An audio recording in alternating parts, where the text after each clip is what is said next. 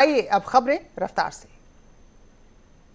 Corona काल में उत्तर प्रदेश के लिए अच्छी खबर है। दुनिया की सबसे बड़ी सॉफ्टवेयर कंपनी माइक्रोसॉफ्ट ने निवेश की इच्छा जता दी है और इन्वेस्टमेंट को लेकर बातचीत चल रही। ग्रेटर नोएडा में बन सकता है सबसे बड़ा आईटी हब।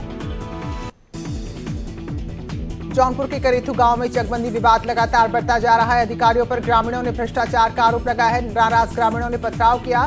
किसी तरह पुलिस ने रोकने की कोशिश न की। इस दौरान लाठीचार्ज भी करना पड़ा। मुरादाबाद में एक शख्स हाई टेंशन लाइन के टावर में चढ़ गया। उसे उतारने की कोशिश काफी देर तक होती रही। बताया गया कि ये शख्स मानसिक रूप से कमजोर है।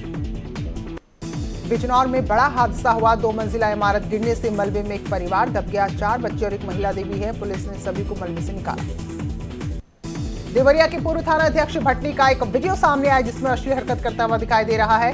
इस वीडियो के बाद निलंबन की कार्रवाई हुई और भटनी थाने में बाकायदा मुकदमा भी दर्ज करा दिया गया है। सिद्धार्थनगर में स्वरोजगार विद्यालय प्रबंधक संघ ने यूपी के बेसिक शिक्षा मंत्री सतीश द्विवेदी का पुतला फूंका। पुलिस द्वारा पुतला छीनने पर संगठन के लोगों ने विरोध किया और हल्की नोकझोंक भी इस दौरान हुई।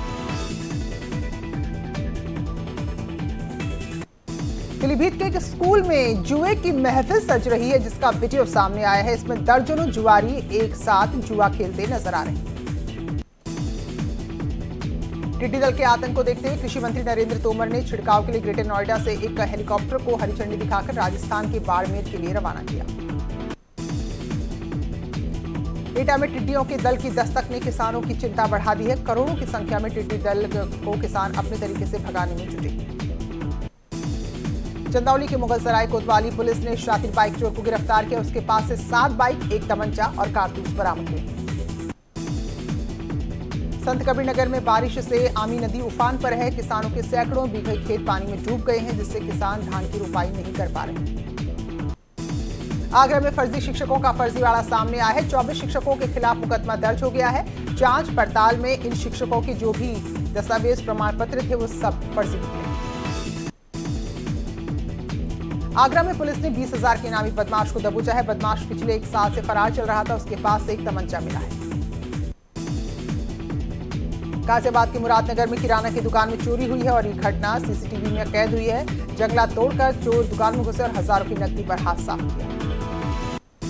अलीगढ़ में 25 जून को हुए तिहरे हत्याकांड में नया मोड़ आ गया है। लड़के की बहन ने अपने ही पति पर हत्या का आरोप लगाया है। पीड़ित परिवार पूर्व विधायक जमीर उल्लाह के साथ पहुंचा था एसएसपी ऑफिस।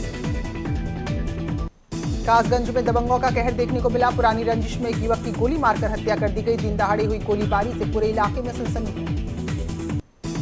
अयोध्या मंडल को मिली योगी सरकार की तरफ से एक और सौगात। अयोध्या मंडल के 4 जिलों में गोमती नदी के पुल और रेल के ऊपरगामी सेतु का शिलान्यास किया गया।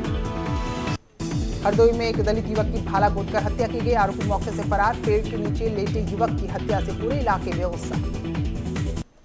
बागपत में तलाशी के दौरान 3 गांजा तस्कर गिरफ्तार। बरामद गांजे की कीमत बाजार में 7 लाख रुपए बताई जा रही है। बस्ती में डिप्टी सीएम केशव प्रसाद मौर्य ने 6 नए पुल का शिलान्यास उद्घाटन किया। बस्ती सांसद हरीश द्विवेदी और सिद्धार्थनगर सांसद जगदम्बिका पाल कार्यक्रम में मौजूद रहे। एटा में कोरोना पॉजिटिव 8 साल की बच्ची ने किया सपना चौधरी के गाने पर डांस। सोशल मीडिया में ये वीडियो काफी तेजी से वायरल हो रहा है। लोग बच्ची के इस हौसले की जमकर तारीफ भी कर रहे हैं। आगरा में पुलिस ने 2 गांजा तस्करों को गिरफ्तार किया है। इनके पास से 2 कुंटल 56 किलो गांजा बरामद हुआ है। कामयाबी एसटीएफ और थाना सैया की पुलिस को मिलकर मिली है। मथुरा में गुरु पूर्णिमा के मौके पर लगने वाला मुड़िया मेला कोरोना की वजह से स्थगित हो गया है। जिलाधिकारी और बाकी पुलिस अधिकारियों ने राजस्थान से सटी सीमाओं का निरीक्षण किया। प्रधानमंत्री मोदी ने कोरोना काल में देश को 6ठी बार संबोधित किया। गरीब कल्याण अन्न योजना का नवंबर तक विस्तार किया गया। 80 करोड़ लोगों को इससे मुफ्त में राशन मिलेगा। प्रधानमंत्री ने कहा कि दुनिया की तुलना में भारत के हालात बेहतर हैं। समय पर लॉकडाउन से लाखों लोगों का जीवन बचा। अनलॉक 1 में लापरवाही थोड़ी बढ़ गई। प्रधानमंत्री ने किसान करदाताओं का शुक्रिया अदा करते हुए कहा, किसानों करदाताओं के कारण गरीबों को मुफ्त में राशन मिल पा रहा है। और बुंदेलखंड को बड़ी सौगात मिली। मुख्यमंत्री योगी ने हर घर नल से जल योजना का शुभारंभ किया। झांसी में 10,131 करोड़ की परियोजना की शुरुआत हुई। मुख्यमंत्री ने कहा कि 2 साल के अंदर अंदर पूरी योजना साकार होगी। महिलाओं को अब पानी के लिए कई किलोमीटर दूर नहीं जाना होगा। झांसी में यूपी के जल शक्ति मंत्री महेंद्र सिंह ने न्यूज 18 से एक्सक्लूसिव बातचीत में कहा कि बुंदेलखंड के लिए यूपी सरकार का ये सबसे बड़ा तोहफा है। ललितपुर जिले को हर घर नल से जल योजना के तहत करीब 17 करोड़ 40 लाख रुपए की पाइपलाइन योजना की सौगात मिलेगी। इस योजना के तहत नल के जरिए हर घर को पानी मिलेगा। स्थानीय लोग सरकार के इस कदम पर उन्हें धन्यवाद दे रहे हैं। महोबा जिले में 1 दर्जन से ज्यादा ऐसे गांव हैं जो पानी के संकट से जूझ रहे हैं। यही हाल बांदा, हमीरपुर, ललितपुर जिलों का भी है, लेकिन अब मुख्यमंत्री की इस नई योजना से लोगों को राहत की उम्मीद बनी है। स्वामी रामदेव की दवा अब इम्यूनिटी बूस्टर के रूप में बाजार में बिक सकेगी। अब उत्तराखंड में इस दवा को बेचने की मंजूरी मिली है, लेकिन ये कोरोना की दवा के तौर पर नहीं बल्कि इम्यूनिटी बूस्टर के तौर पर ही बिकेगी। साथ ही इस दवा के क्लिनिकल ट्रायल को भी मंजूर कर लिया गया है। उत्तराखंड आयुष विभाग ने कहा है कि कोरोना के दावे और लेबल के साथ दवा को नहीं बेचा जा सकेगा। भारत ने टिकटॉक, लाइकी, शेयरिट और यूसी ब्राउजर समेत 59 चीनी एप्लीकेशन को प्रतिबंधित कर दिया है। लद्दाख में गलवान घाटी में चीनी सेना के साथ जो तनाव हुआ है, उसके बाद ये बहुत बड़ा फैसला केंद्र की तरफ से लिया गया। राहुल गांधी ने एक बार फिर प्रधानमंत्री पर निशाना साधा है। ट्वीट के जरिए कहा है कि अब मेक इन इंडिया हुआ बाय फ्रॉम चाइना। इस ट्वीट के जरिए उन्होंने यूपीए की मनमोहन सिंह सरकार और एनडीए की मोदी सरकार की तुलना की। बीजेपी नेता उमा भारती ने कानपुर देहात में राहुल गांधी पर निशाना साधा और कहा कि चीन के साथ संकट के समय राहुल गांधी को सरकार के साथ खड़े होना चाहिए। डीजल पेट्रोल के बढ़ते दाम पर उमा भारती ने फिलहाल चुप्पी साधी और सवाल उठा दिया।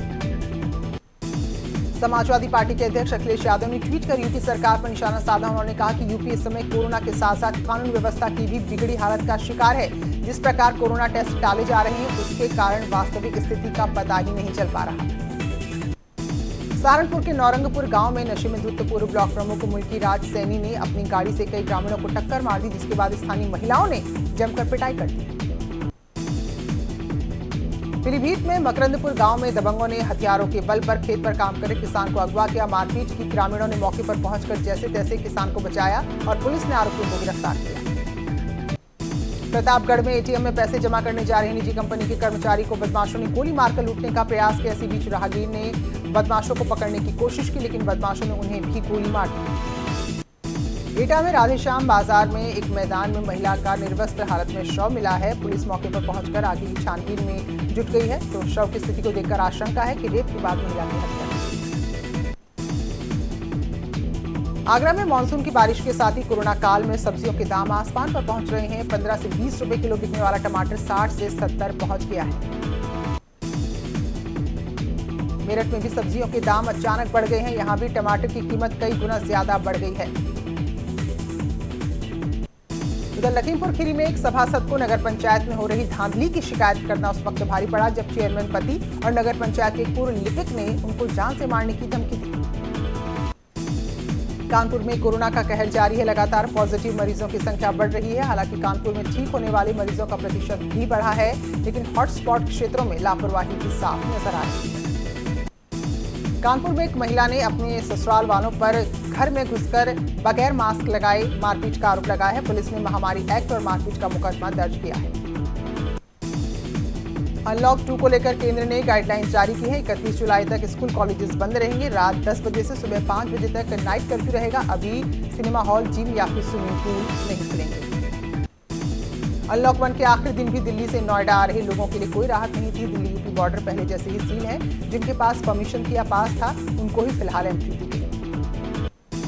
यूपी में तेजी से कोरोना के मामले बढ़ रहे हैं। राज्य में 22,685 के पार आंकड़ा पहुंच गया है। 24 घंटे में 685 नए मामले सामने आए। भारत की पहली वैक्सीन के क्लिनिकल ट्रायल को मंजूरी मिल गई है। जुलाई से इसका ह्यूमन क्लिनिकल ट्रायल यानी कि इंसानों के शरीर में इसके असर को देखा जाएगा। वैक्सीन कोवैक्सीन के क्लिनिकल ट्रायल को मंजूरी मिली है। मुख्तार अंसारी के कैंप पर लगातार शिकंजा कसता जा रहा है। इस बार वाराणसी में मुख्तार के गुर्गे पर पुलिस ने कार्रवाई की, जिसका नाम सलीम है। सलीम मछली बाजार में वसूली करता था। मेरठ में चारराह चलते लोगों ने एक शख्स को गोली मार दी। मामला लिसाड़ी गेट इलाके का है।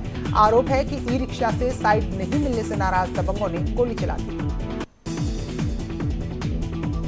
बांदा में चौक बाजार में अपने परिजन के साथ बाइक से जा रही महिला का एक युवक ने किसी बात को लेकर कहासुनी हुई, जिसके बाद बीच रास्ते में मारपीट शुरू हो गई। जौनपुर में चकबंदी अधिकारियों और ग्रामीणों में झड़प हो गई। करेथू गांव में अधिकारी चकबंदी करने पहुंचे थे, लेकिन ग्रामीण लगातार अधिकारियों पर भ्रष्टाचार का आरोप लगाते हुए इसका विरोध कर रहे हैं। मथुरा के गोवर्धन इलाके में पुलिस ने 3 ठगों को गिरफ्तार किया है। इन पर आरोप है कि फर्जी ड्राइविंग लाइसेंस बनाते थे। इसके अलावा पुलिस ने इनके पास से 3 वाहन चोरों को भी गिरफ्तार किया है।